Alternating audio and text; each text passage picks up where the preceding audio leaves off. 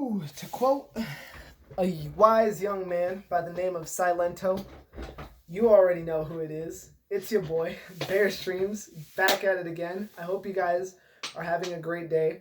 I know I am. Goddamn, I look sexy on camera. Now, recently I've been playing a lot of Stardew Valley on my Switch Lite here, and let me just tell you, I love this thing with all my heart. It's comfort and convenience at its finest. I love being able to just pop in a game, sit down, lay down on the couch or lay down on my bed, turn on the TV, and boom, I'm just in pure Zen mode. I'm vibing out. It's pure bliss. It's art in its finest form. It's truly a great experience. But my peace was disturbed by this little nagging thought in the back of my head. It just hit me at random. Just the idea that I was taking this experience for granted. Because when I really started to think about it, the Switch Lite is the last of a dying breed. And I'm talking, of course, about handheld consoles.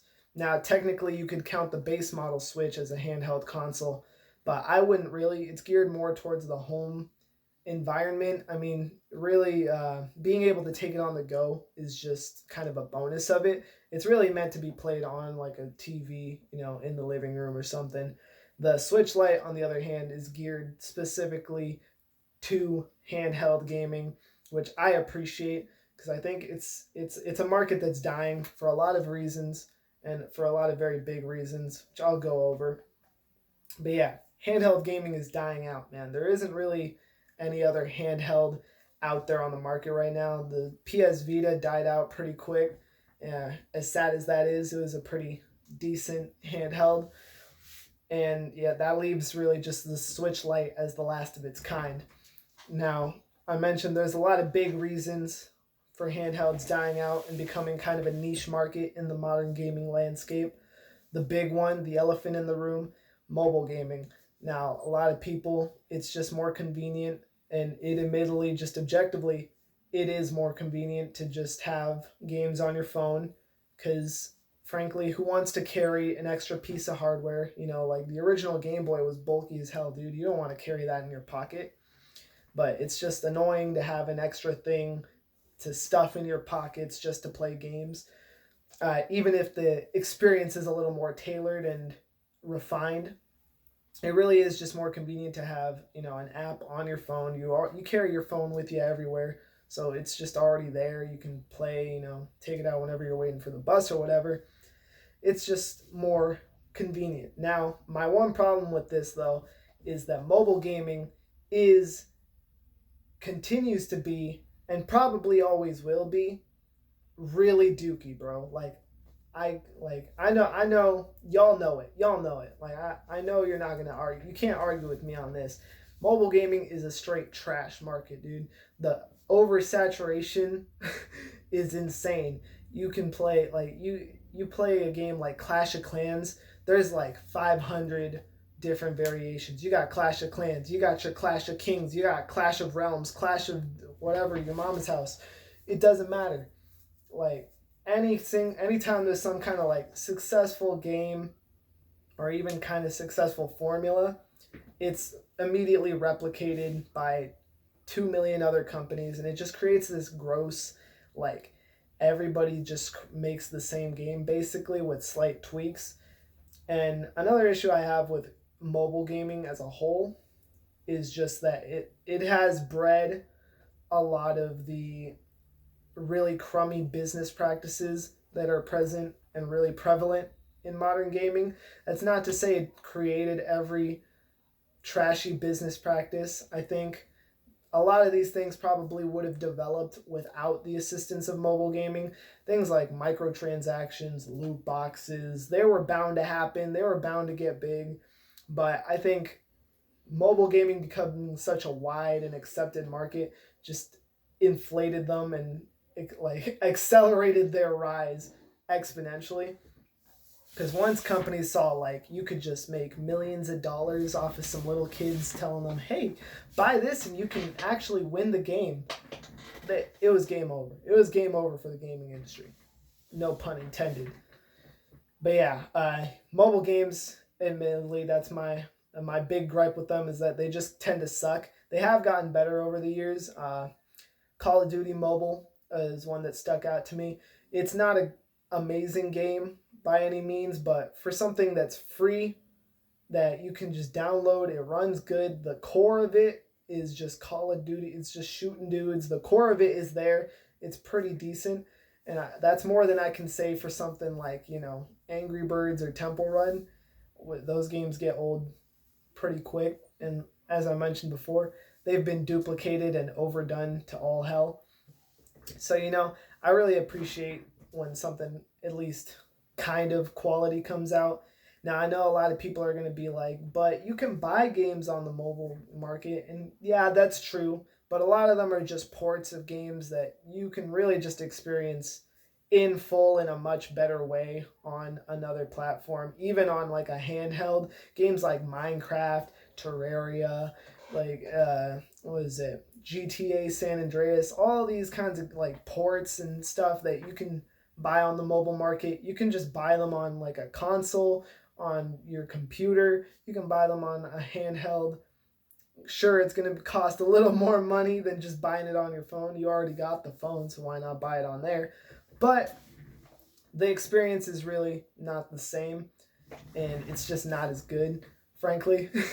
I would much rather play Minecraft on my PS4 or my computer than I would play Minecraft on my phone. Although it is nice that it exists, should I ever want to download it on my phone. I just don't see myself spending $10 just to play Minecraft on my phone when I could just get it on my Switch, and it looks better, it runs better, it plays better. It's just more comfortable. But yeah, mobile games, they're a dying breed. Or handheld consoles are a dying breed. And that makes me really sad. Like I said, I've been taking that experience for granted. I'm sure most people can have had the experience of growing up with like a Game Boy or a DS, and they know the joys of popping in something, that you pop in that Nintendogs, you pop in that Mario, you pop in that Pokemon. You just can't beat it. It's one of the best feelings in the world to just be able to, have that kind of experience just in the palm of your hands. And mobile gaming on the phone really hasn't been able to replicate it. It's one that is very hard to replicate. Now, another one of the big reasons that I think mobile gaming I keep getting it all mixed up. Handheld gaming has kind of died out is I think it was kind of set up to fail from the beginning. And it wasn't like this intentional setup. It just kind of happened that way. When you think back, the first handheld console that really mattered was the Game Boy. Nintendo really hit it out of the park with that. It was a simple machine. It worked super good. It had a great library of games. That thing was just it was amazing. The Game Boy, everybody knows the Game Boy. Everybody remembers the Game Boy. It's a classic. It will forever be one of the greatest gaming machines ever created. But the problem with that was it was too successful. That was the downside to it. It was too successful. Nobody else could come up with anything that even came close to as popular or as memorable as the Game Boy. I think Sega, other companies tried to compete with Nintendo on this, but none of their handhelds ever really stuck. The Game Boy truly came out on top and reigned over everything. It wasn't until years after the Game Boy came out that Sony, of all people, decided, you know what? Let's smack these dudes out of the water. And they came up with the PSP. And the PSP was a banger. It was a straight up bop. The PSP, you're telling me I could play GTA anywhere I go? I can take Grand Theft Auto with me on a road trip? Jak and Daxter? I can take, Metal Gear? I could take that with me on the road? Dude, that's just, you couldn't beat it. You couldn't beat it. Sony truly proved that they could challenge Nintendo in a meaningful way while also being completely different from them and not necessarily, they can emerge into the same market as Nintendo without necessarily copying or taking from them or just being, ripping them off, which I think was really interesting to see. And I think that's why Sony is ended up now where it is as kind of one of the top dogs of the industry and has stayed as one of the top dogs in the industry, while Microsoft has kind of just, you know, they've lost quite a bit of brain cells, and they've gone a significant amount downhill since their emerge onto the gaming scene. But anyways, that's my little rant on mobile gaming. I really like handhelds to make a comeback. They're a great time. Like I said, I've been having a lot of fun playing some Stardew Valley. It's a good time, man. It's just fun.